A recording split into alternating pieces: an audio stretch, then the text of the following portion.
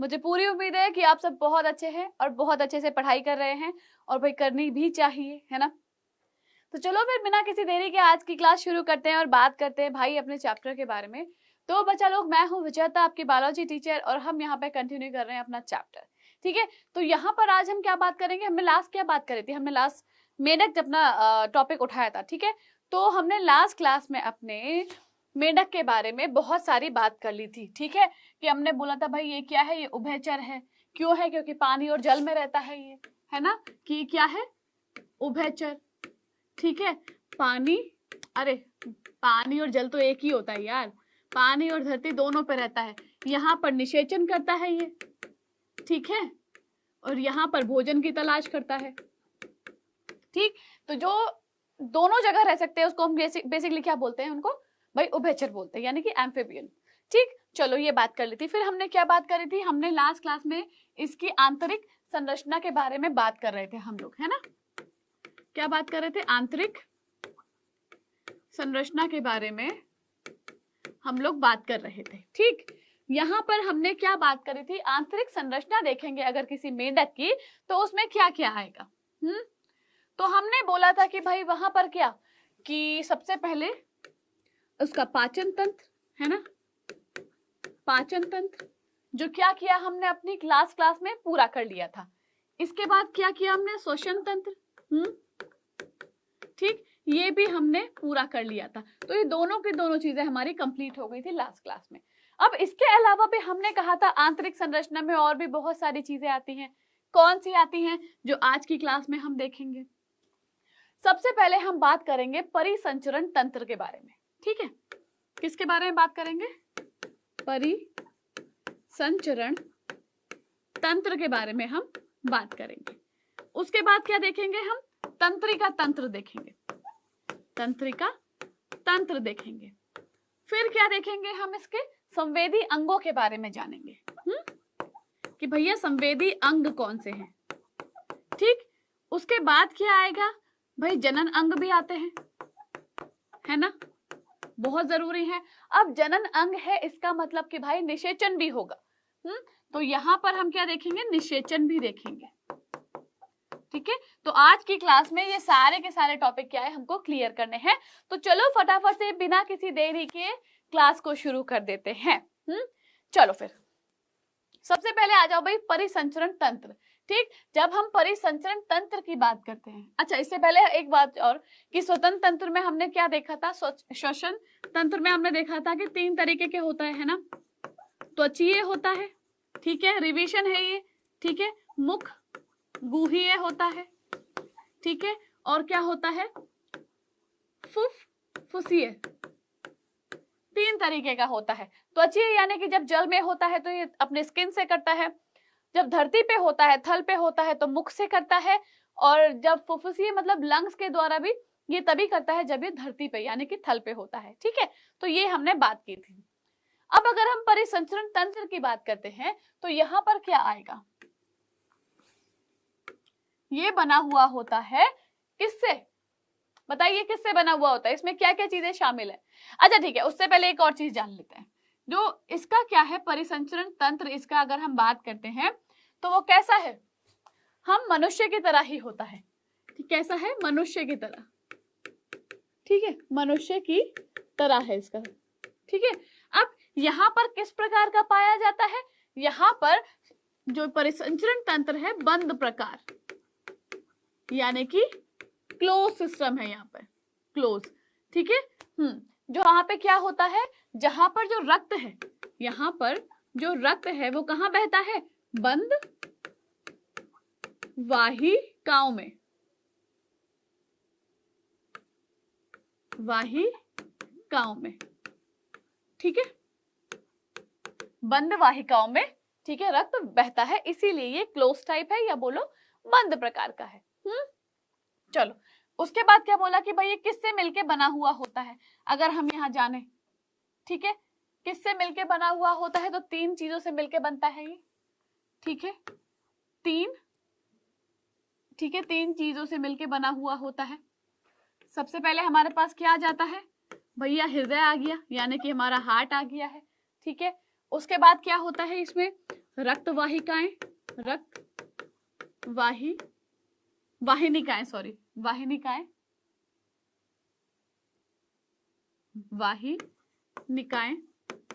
ठीक है। और तीसरा हमारा आता है खुद रक्त, ठीक है। तो ये तीन चीजें इसके परिसंचरण तंत्र में आती हैं, ठीक है। ये तीन चीजें इसके परिसंचरण तंत्र में आती हैं।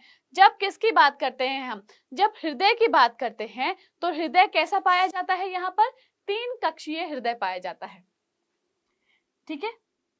कैसा, 3 कक्षीय, 3 कक्षीय, मतलब कि जहां पर क्या है, जहां पर 2 तो अलिंद है ना, और एक क्या है, निलय, ठीक है। एक क्या है, निलय। अब इसका जो आवरण होता है ना, हृदय का जो आवरण है, ठीक है, वो किससे है भाई, पेरिकार्डियम है, ठीक है। पेरिकार्डियम है इसका आवरण, ठीक है। ये हृदय का आवरण क्या है, पेरिकार्डियम। चलो ठीक है, अब हम किसकी बात करते हैं, रक्त वाहिनिकाओं की बात करते हैं। चलो, जब यहाँ पे बात करते हैं तो 2 चीजें आती हैं, एक आती है महाधमनी, महाधमनी,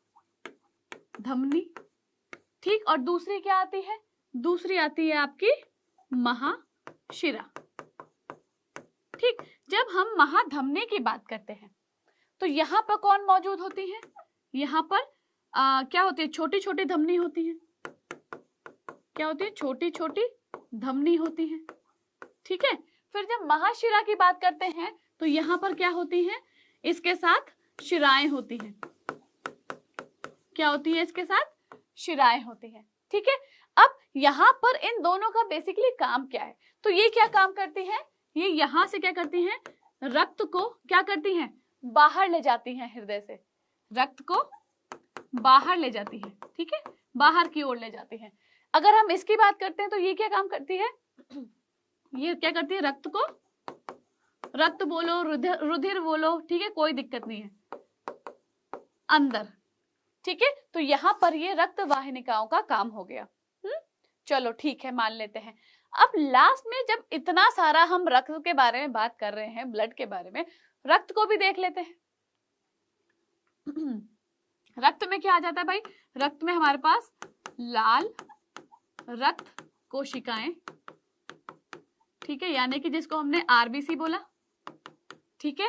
फिर डब्ल्यूबीसी यानी कि श्वेत रक्त कोशिका, ठीक है, जिसको हमने क्या बोला, डब्ल्यूबीसी, ठीक है।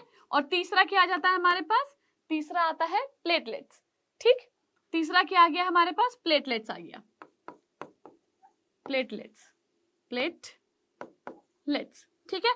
चलो, इसमें आ गया प्लेटलेट्स, ठीक है। यहां तक क्लियर सबको ना, बताओ कोई दिक्कत किसी को, होनी तो नहीं चाहिए, बताओ बताओ बताओ। चलो फिर आगे बढ़ जाएं, है ना, चलो आगे बढ़ते हैं, बिल्कुल ओके। चलो ये देखो, ये परिसंचरण तंत्र है। हमने क्या बोला कि 2 अलिंद होते हैं, और एक क्या होता है, निलय होता है, ठीक है ना। डार्क कलर उठा लेते हैं, ये क्या है, निलय, देखो ये रहा निलय, ठीक है। ये क्या हो गया, दाया अलिंद हो गया है, ठीक है ना।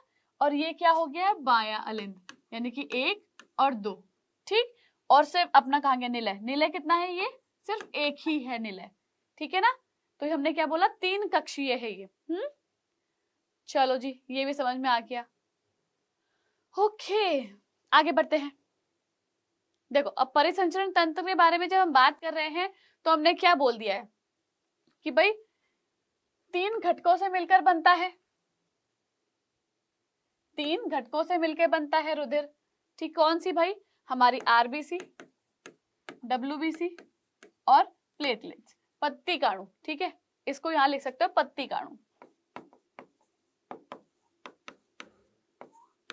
चलो ठीक है। अब आरबीसी के बारे में जब हम बात करते हैं तो लाल रक्त कणिकाओं में हीमोग्लोबिन पाया जाता है। इनमें क्या होता है, हीमोग्लोबिन रक्त पोषण पदार्थों व गैसों का परिवहन करता है, वह हृदय रुधिर पंप का कार्य करता है, ठीक है। चलो ये इसके बारे में हो गया है। इसके बारे में अब और क्या जानना है? यहां तक मुझे नहीं लगता किसी को दिक्कत होनी चाहिए, है ना? तो भाई जब हमने क्या बोला कि रक्त परिसंचरण क्या है, यहाँ पर बंद प्रकार का है। ठीक है, कैसा है यहाँ पर? बंद प्रकार, यानी कि क्लोज्ड टाइप। ठीक है, अब यहाँ बंद प्रकार में मतलब कि ये है कि यहाँ पर क्या मिश्रित है? हृदय में। यहाँ पर हृदय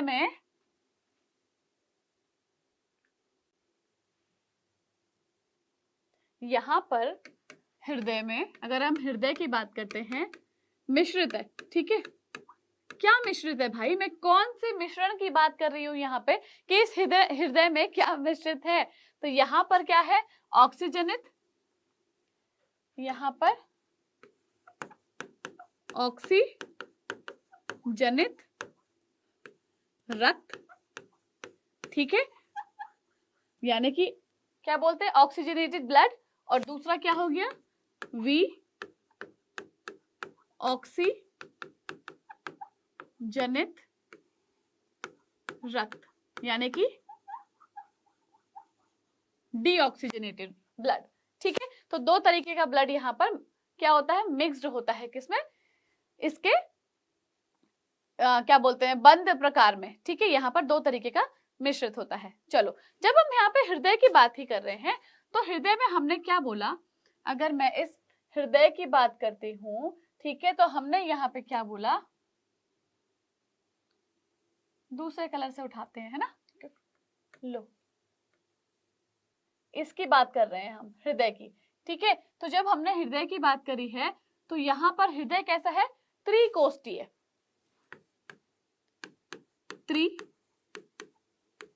त्रिकोष्ठीय, ठीक है, त्रिकोष्ठीय संरचना है। ठीक है, यानी कि इसमें दो अलिंद है और एक निलय। ठीक है, यहां पर है। अब ये जो हृदय है, इसका जो आवरण है, मैंने क्या बताया था? पेरिकार्डियम। इसका आवरण, ठीक है, क्या है? पेरिकार्डियम। ठीक है, इसका आवरण क्या है? पेरिकार्डियम। ओके, ठीक है, चलो इतनी बात सबको क्लियर। अब यहाँ पे एक और चीज आती है, उसका भी ध्यान रखना है। यहाँ पर ये जो कहाँ गई? त्रिकोष्ठीय संरचना है। ये जो त्रिकोष्ठीय संरचना है, यहाँ पर क्या होता है? हाँ, यहाँ पर क्या होता है? शिराकोटर। यहाँ पर क्या होता है? शिराकोटर। शिराकोटर जो दाहिने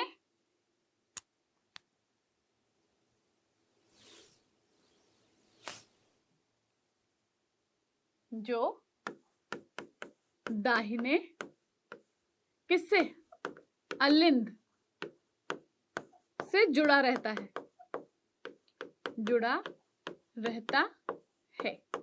ठीक है, तो ये था हमारा परिसंचरण तंत्र। ठीक, इतनी बात आप सभी को समझ में आ गई।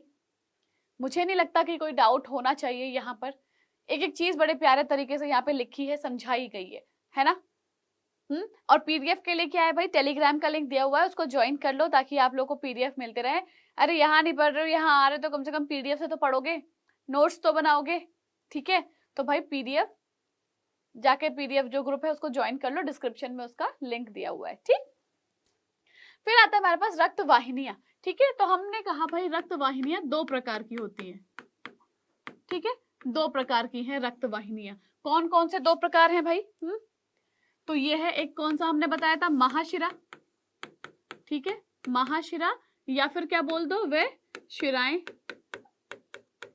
ठीक है, ये हो गया है एक। तो दूसरा क्या था? महाधमनी व धमनियां। ठीक है, ये था। फिर महाशिरा में क्या होता है कि रुधिर को, यहाँ पर जो रुधिर होता है उसको एकत्र कर कर, यहाँ पर जो रुधिर है यानी कि जो रक्त है, इसको एकत्रित कर हृदय तक पहुंचाती है, ये पहुंचाती है। ठीक है, चलो फिर हम महाधमनी की अगर हम बात करते हैं तो ये क्या काम करती है, ये रक्त को क्या करती है, रक्त को क्या करती है, सभी भागों तक, सभी भागों तक ले जाती है। कहाँ पे, शरीर में भाई, हमारी बॉडी में। ठीक है, शरीर में ले जाती है। क्लियर इतनी बात? आगे समझ में? बताओ, कोई डाउट तो नहीं है? होना भी नहीं चाहिए। बहुत सिंपल सिंपल शब्दों में देखो, बहुत अच्छे तरीके से लिख के समझाया है, बिल्कुल भी डाउट नहीं होना चाहिए। ठीक है, चलो अब नेक्स्ट आता है हमारे पास उत्सर्जन तंत्र। उत्सर्जन मतलब किसी चीज का एक्सक्रीशन करना, निकालना उसको। ठीक है, तो जब हम उत्सर्जन यानी कि एक्सक्रीटरी ऑर्गन की बात कर रहे हैं तो यहाँ पर एक जोड़ी वृक्क द्वारा होता है। ये एक जोड़ी वृक्क द्वारा होता है। ठीक है, चलो अब ये जो वृक्क है, ये जो वृक्क है, अगर हम वृक्क की बात कर रहे हैं, ये गहरे गहरे लाल। ठीक है, ये जो वृक्क है ये कैसा है, गहरे लाल व सेम के बीच की आकृति है, आकृति होती है, होती है या है, कोई दिक्कत नहीं है, दोनों चीजें बराबर हैं। ठीक है, ये वृक्क की बात हुई है। ठीक, चलो जी, ठीक है। अब यहाँ पर कशेरुकी दंड जो होता है, ठीक है, कशेरुकी दंड के दोनों ओर, यहाँ पर कशेरुकी दंड के दोनों ओर क्या है, स्थित होती है ये। ठीक है, दोनों ओर स्थित होती है। ठीक है, होती है। अब जो हर एक वृक्क की संरचना है, अब हर एक जो वृक्क की संरचना है, संरचनात्मक बोलो चाहे, संरचनात्मक व क्रियात्मक इकाई, क्रियात्मक इकाई वृक्काणु कहलाती है।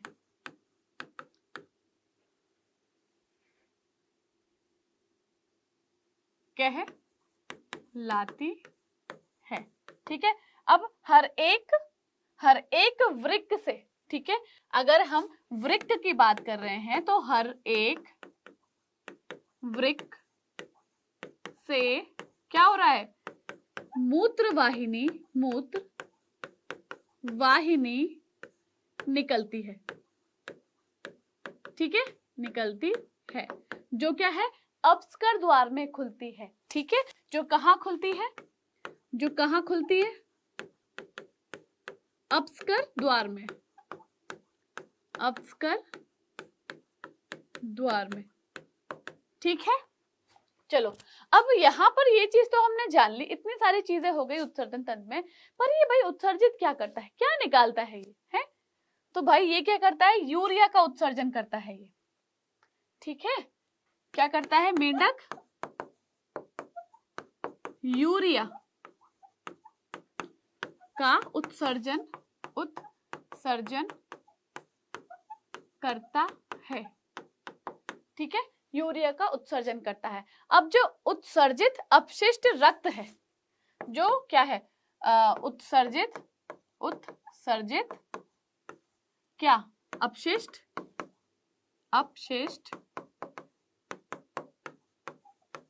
रक्त द्वारा वृक्क में पहुंचते हैं, वृक्क में पहुंचते हैं। ठीक है, और क्या होते हैं, इनको यहाँ पर अलग अलग क्या किया जाता है, अलग अलग बांट दिया जाता है कि भाई जो यूरिन है, ठीक है, उसको अलग तरफ, और जो फीकस है, ठीक है, उसको, फीकस मतलब मल, ठीक है, उसको अलग। ठीक है, और इस तरीके से दोनों क्या है, अलग अलग उत्सर्जित हो जाते हैं यहीं पे जाके। ठीक है, चलो ओके। अब आता है हमारा तंत्रिका तंत्र यानी कि नर्वस सिस्टम।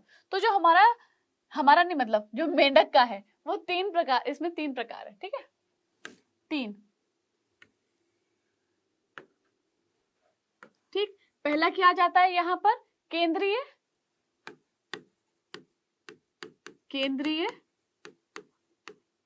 तंत्रिका तंत्र, ठीक है, पहला क्या आ गया हमारे पास, केंद्रीय तंत्रिका तंत्र। दूसरा क्या जाता है हमारे पास, परिधीय तंत्रिका तंत्र, ठीक है, चलो जी, दूसरा ये आ गया। तीसरा क्या आता है हमारे पास, स्वायत्त तंत्रिका तंत्र, ठीक है, तो 3 भागों से ये मिलके बना हुआ होता है। ठीक, अब अगर हम किसकी, चलो सबसे पहले इसी की बात कर लेते हैं, केंद्रीय की बात कर लेते हैं। तो यहाँ पर क्या है, केंद्रीय में क्या है, ये कहाँ है, ये मस्तिष्क व मेरु रज्जु से बना हुआ होता है, ठीक है, बना हुआ होता है, ठीक है। फिर अगर हम परिधीय की बात करते हैं तो ये जो है ये किससे बना है, ये कपालीय व मेरु रज्जु, ठीक है, मेरु कपालीय व मेरु तंत्रिका तंत्र,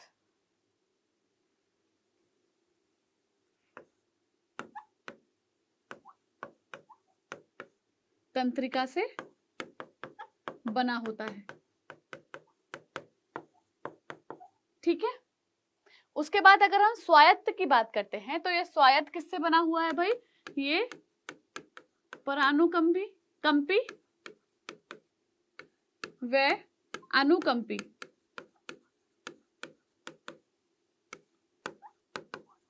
तंत्रिकाओं से बना होता है, ठीक है।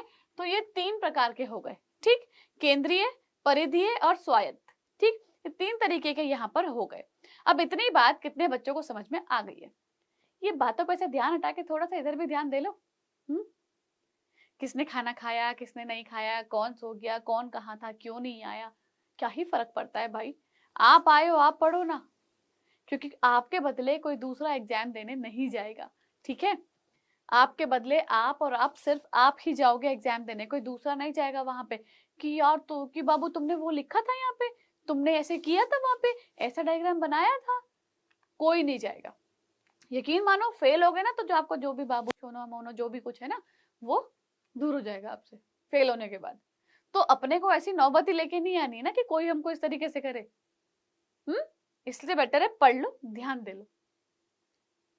कोई भी परमानेंट नहीं होता हमारी लाइफ में, इस चीज को समझ लो बस, ठीक है ना।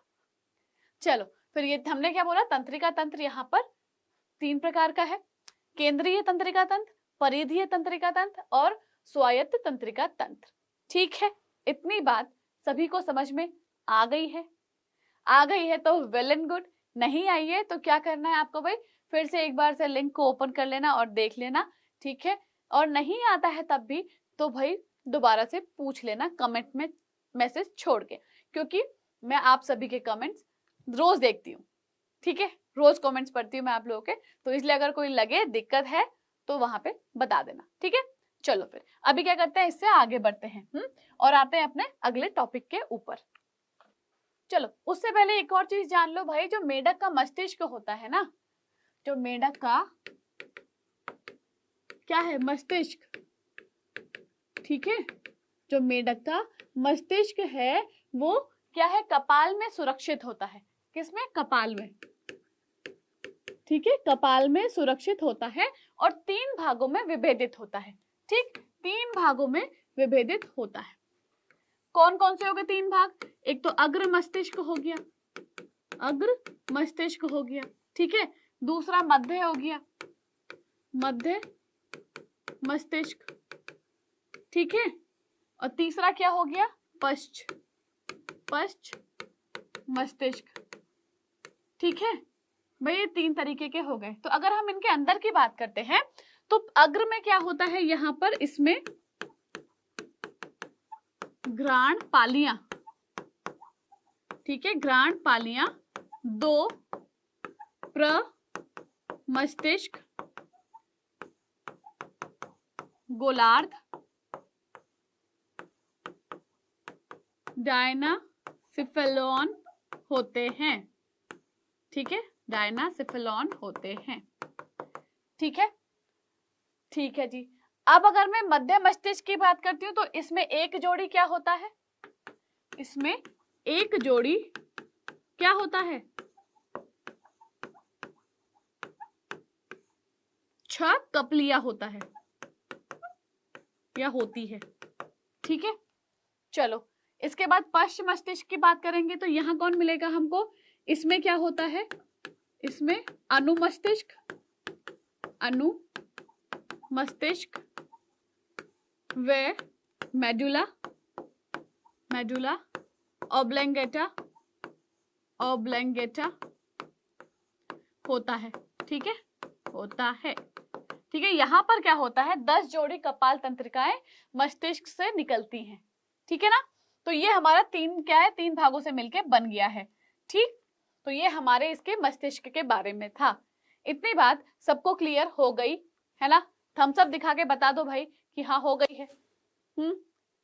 चलो फिर इस बात को आगे बढ़ा देते हैं और आ जाते हैं संवेदी अंगों के ऊपर, ठीक है, संवेदी अंगों के ऊपर आ जाते हैं यहाँ पर। तो संवेदी अंग भाई इसके कौन कौन से हो गए हैं, सबसे पहले आपका त्वचा आ गया है, ठीक है, त्वचा से क्या होता है, स्पर्श का पता चलता है, ठीक है, स्पर्श के लिए, त्वचा क्या है, स्पर्श के लिए है, ठीक। फिर दूसरा क्या आ गया आपका, जीभ आ गया, जीभ, जीभ किसके लिए, स्वाद के लिए, ठीक है, जीभ किसके लिए, स्वाद के लिए। फिर और क्या जाएगा यहाँ पर आपका, हाँ यहाँ पर और हमारे पास कर्णपट्ट आ गया है, कर्णपट्ट, ठीक है, ये किस लिए है, श्रवण यानी सुनने के लिए और संतुलन के लिए, संतुलन के लिए, ठीक है, ओके जी। अब उसके बाद क्या आ जाएगा, हमारा नेत्र आ जाते हैं जो बहुत ही स्पेशल है भाई, ठीक है, दृष्टि ज्ञान के लिए, ठीक है। और आखिरी में हमारे पास हमारी नाक आ जाती है, ठीक है, जिसको हमने क्या बोला, नासिका, नासिका उपकला, ठीक है, किसके लिए होती है, गंध के लिए, जो गंध का ज्ञान होता है उसके लिए, ठीक। तो ये क्या है, इसके संवेदी अंग है। इस यहाँ पर आपको इतना ही जानना है, इससे ज्यादा यहाँ पर जानने की जरूरत नहीं है, ठीक है। बस आपको ये याद रखने हैं कि ये क्या है, इसके संवेदी अंग है, ठीक है, 5, ओके। चलो ठीक है, हाँ अब आते हैं किसके ऊपर आते हैं, प्रजनन तंत्र के ऊपर आते हैं, जहां सबसे पहले हम नर की बात करेंगे, ठीक है। तो अगर हम नर की बात करते हैं यहाँ पर, तो नर में क्या होता है, वृषण होता है, ठीक है। पहला क्या आ गया हमारे पास, चलो पहले वृषण के बारे में बता देते हैं। पहले नंबर पे हमारे पास क्या है, वृषण है, ठीक है, टेस्टिस, क्या है, टेस्टिस है हमारे पास, ठीक है। तो अगर वृषण की बात करते हैं तो यहाँ पर क्या है भाई कि लाल अथवा पीला, यहाँ पे मैं क्या बोलूंगी, लाल अथवा पीले या पीला अंडाकार, अंडाकार एक जोड़ी वृषण होता है, ठीक है, एक जोड़ी वृषण होता है। इसके बाद यहां पर क्या आती है भाई, एक और चीज आती है, पैरोटेनियम, क्या आ गया यहां पर, पैरोटोनियम, ठीक है, झिल्ली होती है, ये एक क्या है, झिल्ली होती है। इस झिल्ली के द्वारा क्या होते हैं, जो वृक्क होते हैं वो जुड़े हुए होते हैं, ठीक है। इससे क्या होता है, जो वृक्क होते हैं वो जुड़े हुए होते हैं, ठीक है। और ये क्या करते हैं, शुक्राणुओं का निर्माण करते हैं, वृक्क क्या करते हैं, शुक्राणु का निर्माण करते हैं, ठीक है।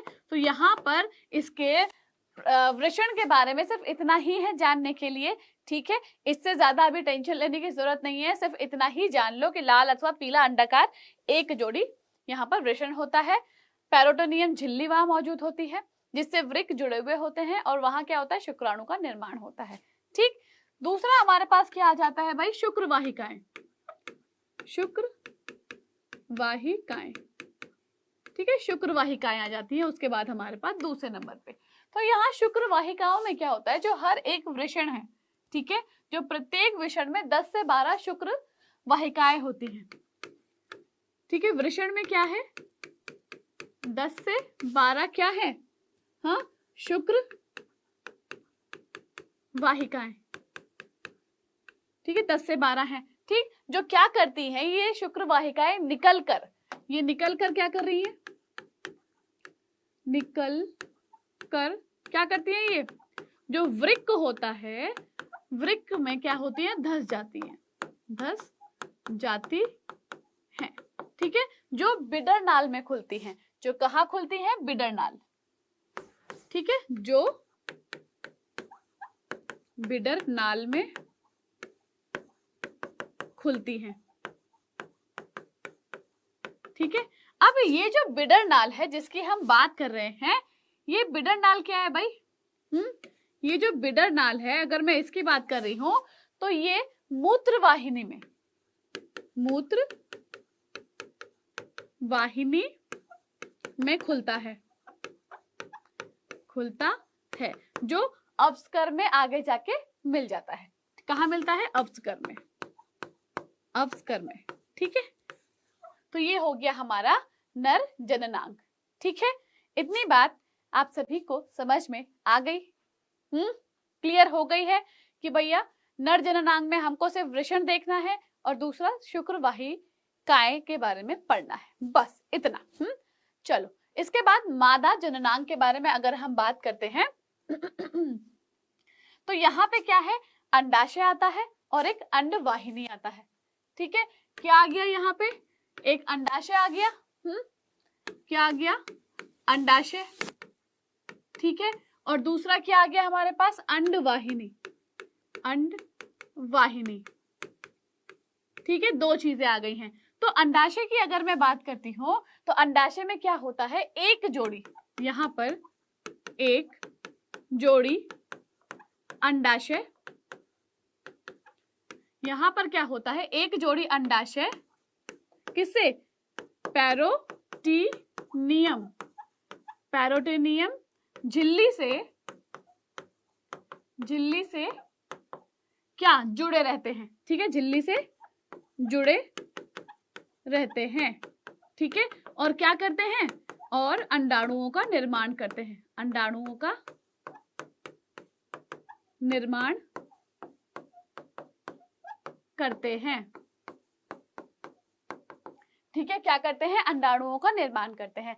वहीं अगर मैं अंडवाहिनी की बात करती हूँ, ठीक है, किसकी बात करती हूँ, अंडवाहिनी की, तो यहाँ क्या होता है, एक जोड़ी अंडवाहिनी, ठीक है, यानी कि जो अंडों को ले जाने का काम करती है वो होती है, ठीक है, जिसका एक सिरा क्या होता है, अंडाशय से, ठीक है, अंडाशय से, और दूसरा सिरा, और दूसरा किससे, दूसरा अवस्कर में खुलता है।